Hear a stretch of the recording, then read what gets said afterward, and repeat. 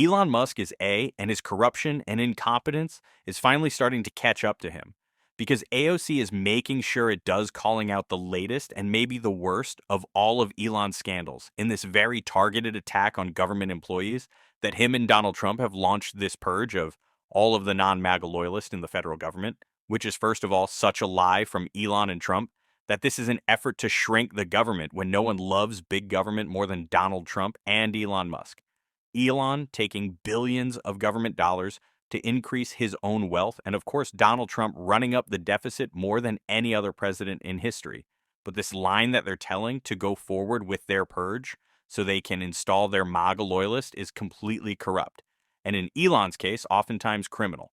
And that is what AOC called him out for, and that is why Elon threw a tantrum and attacked her, and we are going to get into that all. But before we do, if I could quickly ask you to leave a like on this video, and if you haven't already and you enjoy our channel, to hit that subscribe button. It goes a long way and it really means the world to me. Now, before we get into Elon and AOC's back and forth, their fight, I want to check out Senator Peter Welch calling out how Elon is trying to infect every aspect of government in a clip right here. But we've received calls from folks in various agencies who we've worked with or seen over the years, and there's just an immense amount of insecurity. Do I have my job? Don't I have my job?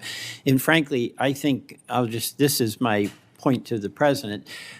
Chaos is one thing, but cruelty is another. And having people be really uncertain about do they have a job today or not and leaving them in limbo, I don't think is a good thing for morale. And I don't care whether it's a Democratic or Republican president. I'm just looking to you to assure me that the tradition that we've had anchored in the FBI since 1972, when it was politicized, I mean, J. Edgar Hoover went after Martin Luther King in a disgusting and despicable way. He went after some John Birch Society folks for their political beliefs in a disgusting and horrible way. And we have no political appointees over there. So it's going to be up to you to, I think, strengthen that tradition. And we heard about the political appointees who are over there now, or I guess they're not officially appointees, but they've been sent by the administration. You didn't know about it. But one of them is from SpaceX. And, you know, Elon Musk, he's a rich guy, but he has no authority other than what's delegated by the president, but he has no official authority.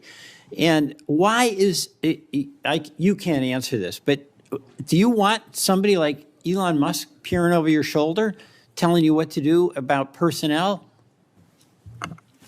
No, the FBI must be independent. This is what I was talking about in the beginning of this video. Elon wants to put his cronies everywhere, and because of civil service protections, it is difficult for Elon Musk and Donald Trump to accomplish the mass firing that they are out for. And so they have to intimidate people or offer them, phony buyouts, which if you trust Donald Trump to pay you for 7 months when he has never paid anyone who worked for him in his entire life as a private businessman. You have another thing coming to you, but Elon wants to put his people everywhere. Elon doesn't want to shrink the government. Elon wants the government filled with more Elon loyalists, more of his stows. And it's the same with Donald Trump. And that is why they're trying to intimidate. That's why they're trying to get people to leave. That's why they're making up phony reasons to fire people. That's why they're putting these incompetent people at the head of these agencies so the career officials will leave out of fear for what will happen to them or what's happening around them. That is the plan. That is what they're trying to accomplish. Have everyone be so bad at their jobs that they can install MAGA loyalists, and that is long-term damage that they are causing, and that is why AOC is calling out Elon Musk, and it's also why Elon Musk threw a tantrum and started attacking her, and we're going to get into that with this series of tweets right here. AOC posted on Twitter if you want to start with waste. Start with Elon's defense contracts at the Pentagon. In fact, we should start with transparency around defense contracts in general, which take up an enormous sum of public funds, but they won't do that. Will they? AOC also responded to a piece of breaking news stating that the USAID security chiefs are on leave after trying to prevent Elon Musk's Doge from accessing classified material. AOC responded, "This is a 5-alarm fire. The people elected Donald Trump to be president. Not Elon Musk having an unelected billionaire with his own foreign debts and motives raying U.S. classified information is a grave threat to national security. This should not be a partisan issue. And of course, that led to an Elon Musk tweet storm, which is really just summed up in this one. AOC is a stow of use at AOC, put it so perfectly. Elon Musk is not just a corrupt actor, domestically trying to enrich himself at all costs. He's a threat to national security. It's the same thing that we've said about Donald Trump for so long, his love of dictators and our adversaries, and of course, the debts that he owes to other countries. Not even the debts that just he owes, but the ways that he has created funnels for people to dump money into his businesses, his crypto scams. That is a threat to national security. So now we have two horrible, terrifying threat to national security presidents essentially in the White House, and Elon Musk and Donald Trump. And it's not being talked about enough. Again, they're trying to tear down and attack these agencies so they can install their own loyalists, so they can just use them however they want. That was the point of Project 2025. Rusbot, who's now running the Office of Budget and Management, wrote the damn thing, and we're expecting that this is not still the plan. It's terrifying, and it needs more attention. And Jasmine Crockett, like AOC, was giving it the attention it deserved with this clip right here. Why they went after access to the federal government's payment system? I have no idea, but I don't have any positive thoughts when it comes down to it. I appreciate that you played the clip of Jamie Raskin, and as you know, Congressman Raskin asked, why do you need access? I mean, here it is. I'm a wholly, fully elected member of Congress. I don't have that kind of access. So when you start talking about who should have access to literally the system that controls approximately $6 trillion of our dollars, I don't really understand, because the people that worked in those positions could only distribute money per the law. So why is it that the DOJ committee would have to have access? And that's not the place that you go to look for cuts. You look at our budget, which it is Congress that has the power of the purse. You look at our budget, you help the president come up with his proposed budget, and then the House and the Senate will decide what we send to his desk, and he gets to decide whether or not he signs it into law. He should not have access to this. And with people already having angst about Elon Musk and the things that he does as it relates to technology, this is not instilling anything more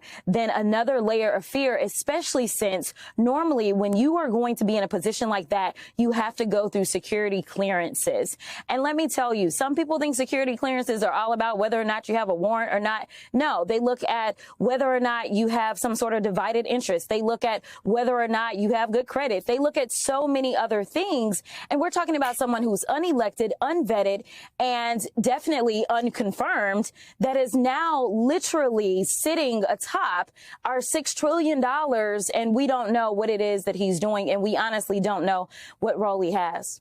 Look, you have well articulated some of the bad thoughts as you described them at the top here. The question is, does Musk's team now have the power to actually disrupt federal payments?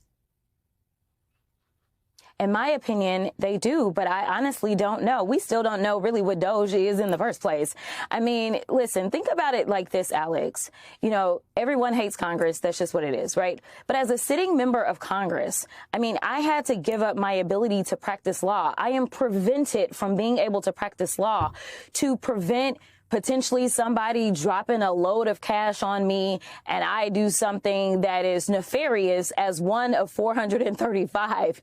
And now we're talking about a guy who literally gets government contracts from the United States and has not had to divest, has not had to, I mean, it is really awful. And I know right now people are asking whether or not their IRS refund checks are going to be affected. We don't know if this is more DEI. Are you going to say if it's somebody that's a person of color, then for some reason, whatever they paid in to the federal government, they're not allowed to get it back? Like, we don't know, but there is no reason for any political appointee, if you can even call him that, to have this kind of access. There's none.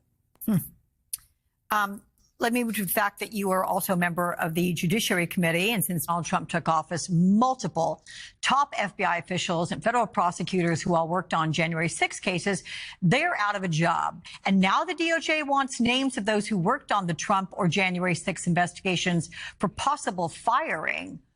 What do you make of this apparent cleansing?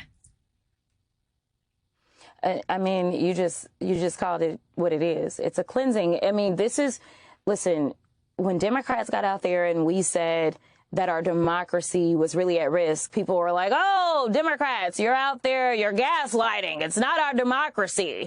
Well, he did say he'd be a dictator on day one. Oh, Democrats, you know, it's just Trump. He just talks. Well, let me tell you something. Colleagues that will speak to you off the record, do they have concerns about him? No names, but are you hearing concerns? I do hear concerns, and let me make sure that I get this timeline together for the American people. Number one, he was sworn in on January 20th. That was on a Monday. We were supposed to be in session from Tuesday to Friday of This is truly terrifying. There is going to be no oversight of ElON. He is already running free. It's only been 2 weeks. It seems like there's been a coup inside these agencies. ElON's taking over whatever he wants. As long as he keeps pumping in the millions, Donald Trump isn't going to care. It's all corrupt. And this is the long-term lasting damage that maybe isn't as recognizable as some of the really scary executive orders that Donald Trump has signed. But people who have worked in our government for decades and keep it running, leaving in mass is a terrifying thought, especially when their replacements are magstos, who I don't really want to get into too much dooming and glooming, but do you think these people are going to stop Donald Trump if he wants to install himself as king? If he wants to run for another term, I don't know. It's a terrifying thought, but we have to keep calling it out. We're going to do so every single day on the show, and if you want to support that, as always, you can hit that subscribe button. You can leave a like on this video. And if you're stuck around at the end, you drop a blue heart comments. Until next time.